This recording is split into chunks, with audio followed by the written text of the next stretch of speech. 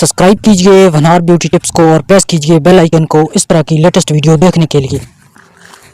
बिस्मिल्लाहिर्रहमानिर्रहीम, अस्सलाम वालेकुम। वनहार ब्यूटी टिप्स में तमाम दोस्तों को खुशामदीद कहता हूँ और उम्मीद करता हूँ कि आप तमाम बहन भाई अल्लाह पाक की रहमत से खुश होंगे।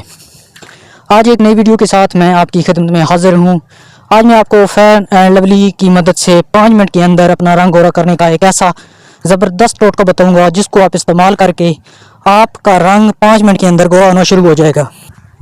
आजमाइश शर्त है, अगर आपको यकीन नहीं तो आप एक बार इसको ट्राई करें, आपको खुद ब खुद अंदाज़ा हो जाएगा और आपको यकीन हो जाएगा कि ये कितना बेस्ट और करामद टोटका है।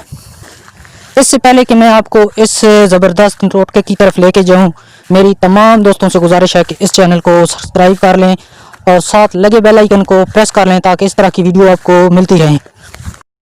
इस रेमेडी को बनाने के लिए आप फेयर एंड लवली ले लें और उसको अपने चेहरे पर लेप सा लगा लें।